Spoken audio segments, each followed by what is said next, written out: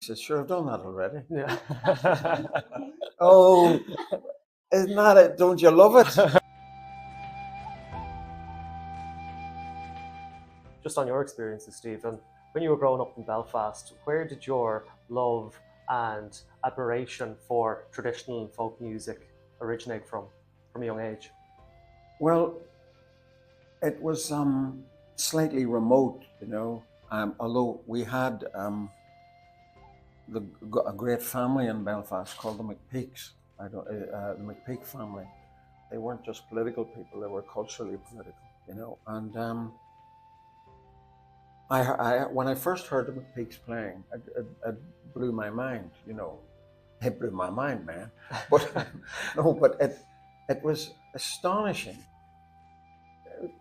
Two pipers and a harpist. They were out of this world, you know.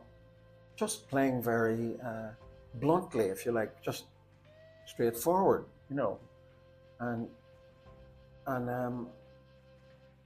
they actually they told a story about they'd gone to the Eisteddfod in Wales, and they were in competition and with a German group, but McPeaks won, you know, and the German leader came over to him and said, "Congratulations! I suppose your burgomeister will be at the station to meet you when you get home."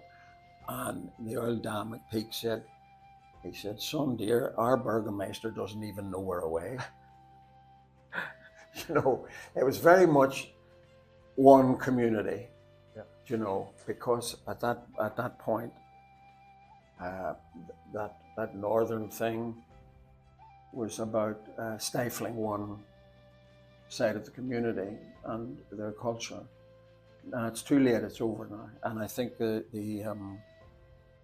All Ireland Fleadh in 26, I think, is going to be in Belfast, and it's being welcomed by both communities, which is a breakthrough. You know, that's good. How important do you think that integration is, that we're all sharing the one island and we all share the same history, so why not bring it together? I know, well, I see some people have got a distortion of the history. They don't know that the monarch of England said, kill the Irish language, you know, and I see people say, oh, the Catholics are making a political thing out of recovering the language. Well, the destruction of the language is political. So you can call it what you like, but it's important for the language to be recovered, you know. And it's being recovered at big time. And I mean, I have a 6-year-old grand niece who's bilingual.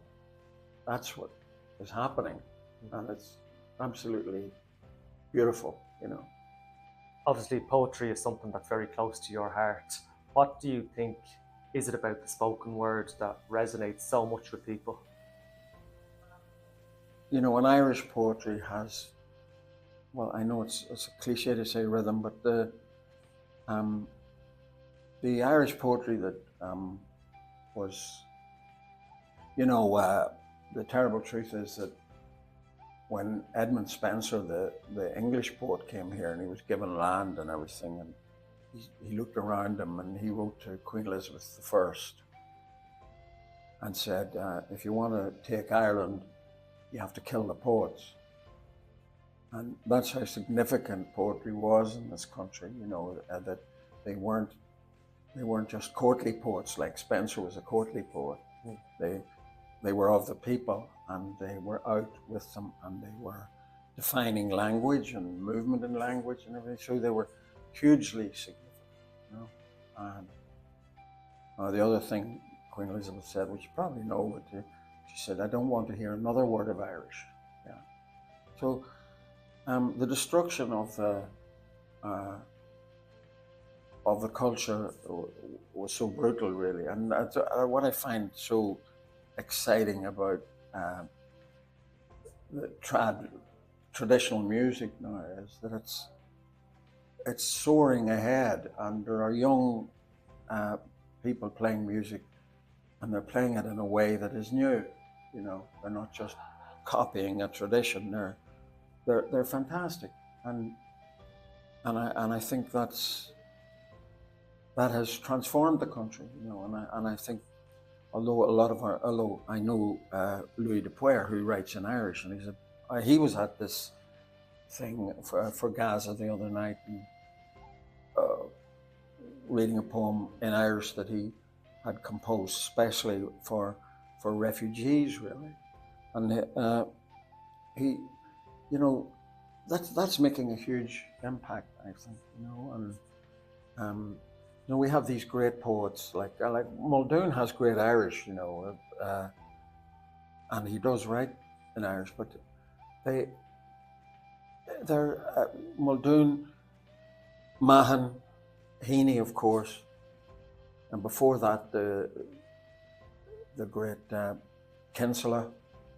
You know, there's wonderful poems that Kinsella wrote about trying to recover his writing in Irish, you know, and also Michael Hartnett, and they had great difficulty in entering the tradition because it had lost them, and they were writing in English. But it's fantastically painful for them. But I mean, the way musicians and artists and poets are insisting on getting the culture back it's just extraordinary.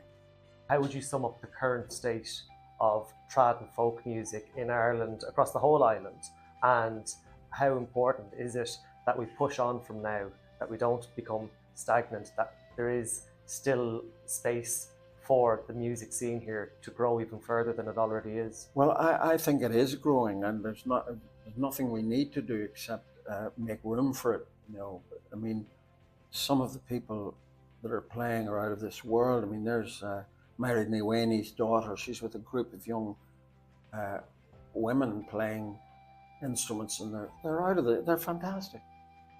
And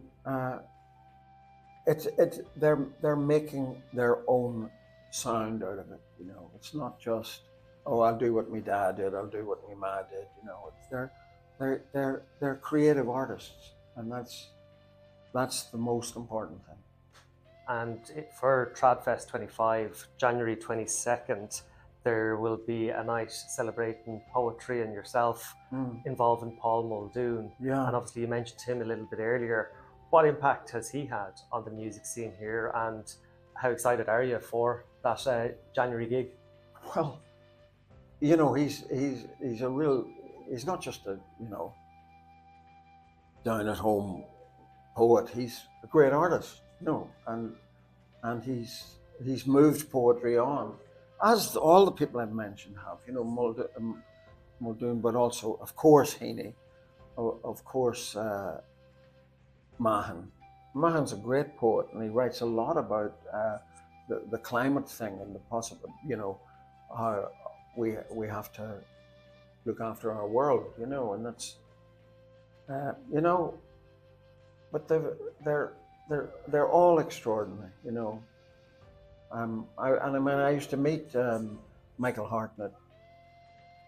What a guy, you know. You can't do without poetry. Simple as that.